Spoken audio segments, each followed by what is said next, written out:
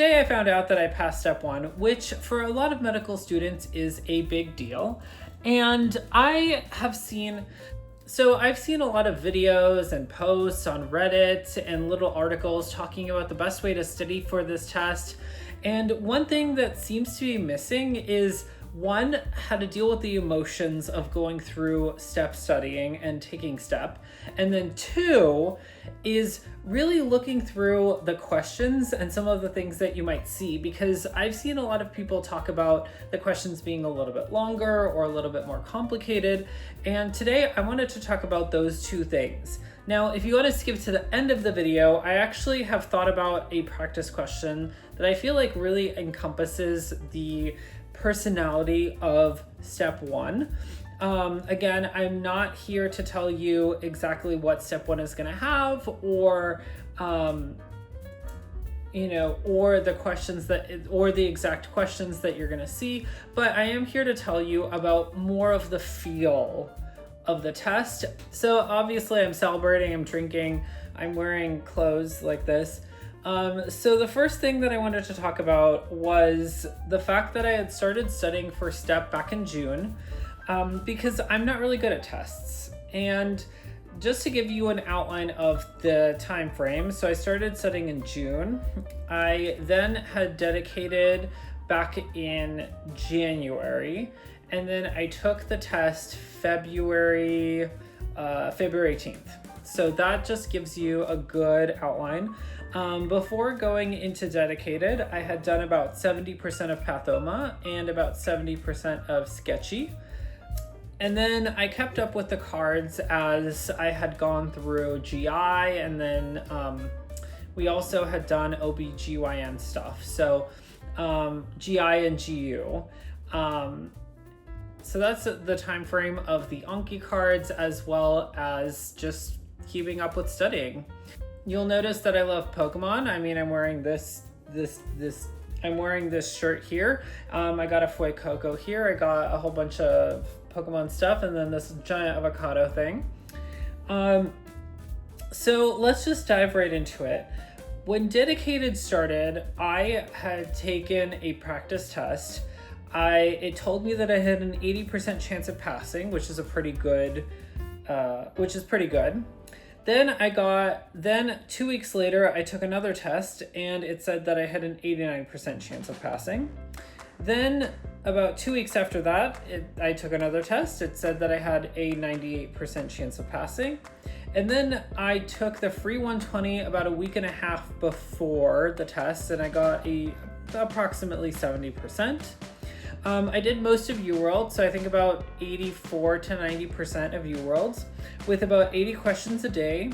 I did 500 Anki cards a day as well.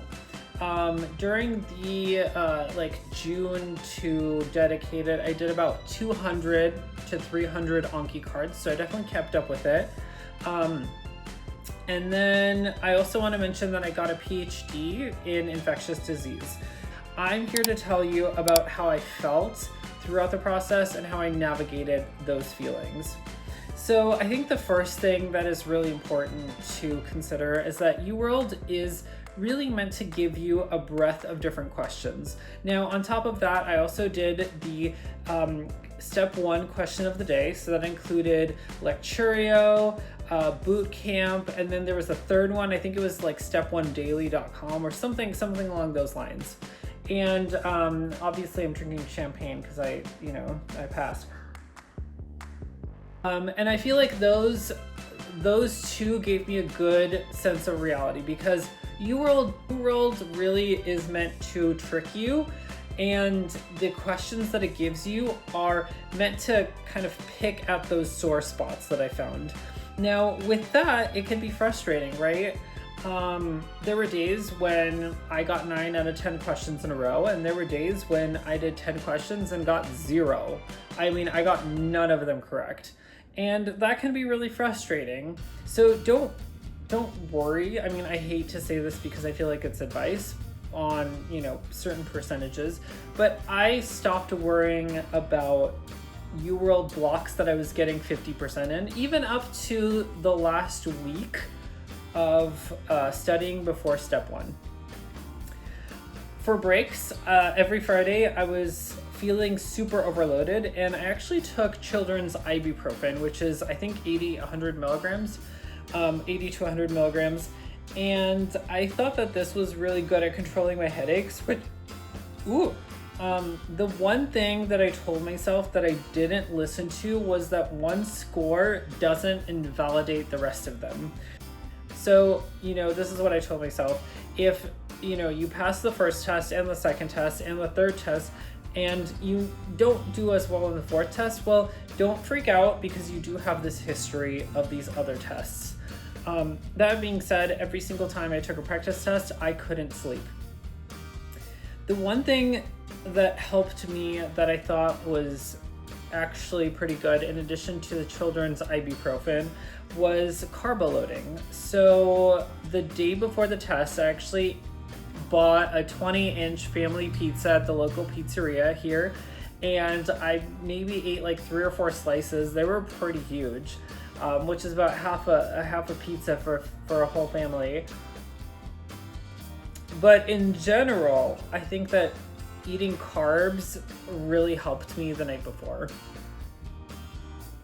Oh, and fair warning, I might edit this video where, a day or two later, I might feel like adding some other stuff. So if my outfit changes, if, this thing is a different Pokemon, you're just gonna have to roll with it. So let's talk about the day of the test. I actually woke up feeling amazing. Like, I felt really great. And I think the other thing that I need to mention is woke up is really kind of a stretch for what had happened. I actually didn't sleep the whole night before, and that freaked me out a little bit, especially because it had snowed about 5 to 6 inches, and that was definitely scaring the crap out of me. I ended up booking a Lyft to come pick me up at 6 a.m. or something along those lines, and I just prayed that it would come. They definitely did a good job here where they cleared the snow, and I really appreciate that because the snow was pretty bad along the sidewalks and, other places in town. Let's talk about actually taking the test. So the first part of the test was not too bad. I feel like the first at least 5 sections were pretty good.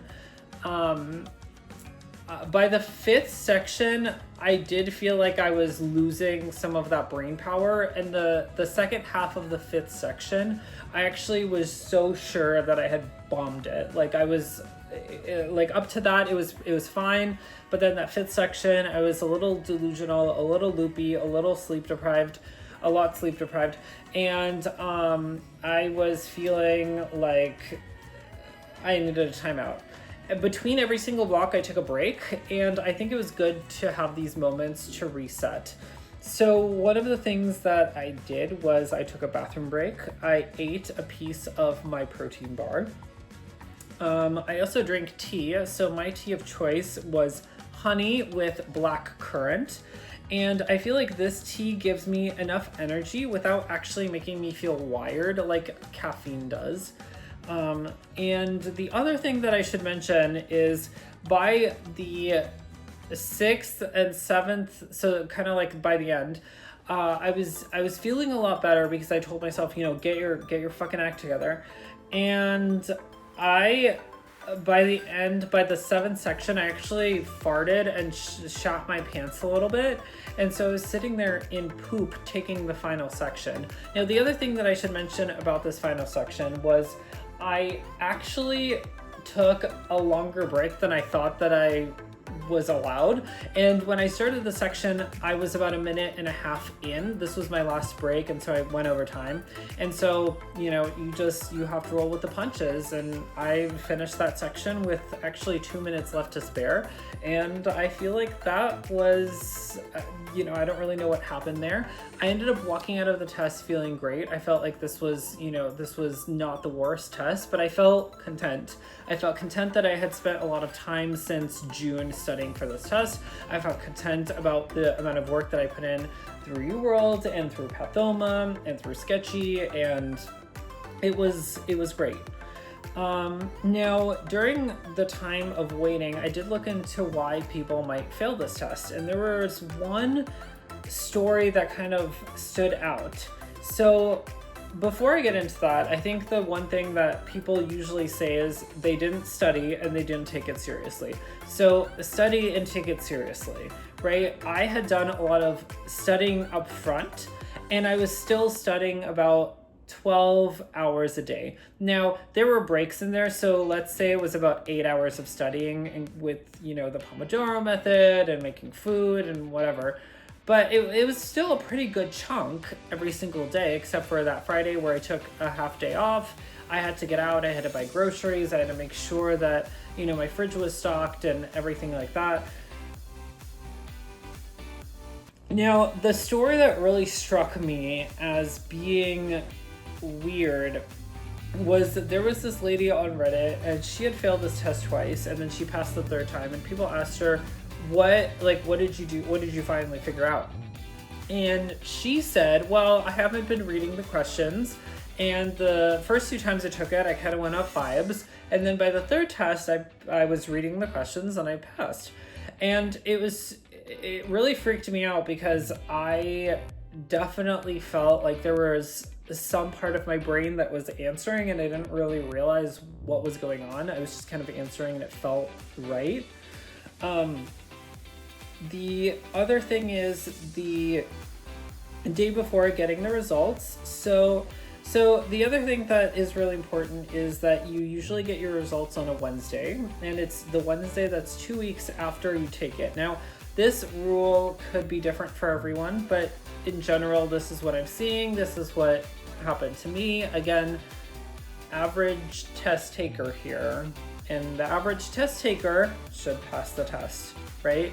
I know that a lot of people are talking about the fail rate going up. I know that only 90% pass, but the reality is 90% pass, and the average person, if you're, kind of in that 50th percentile, should pass this test. They cannot fail you.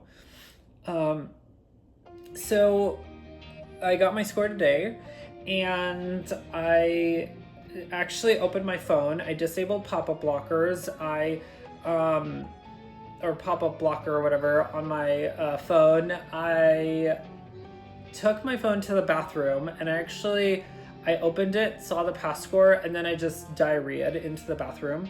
So that was great.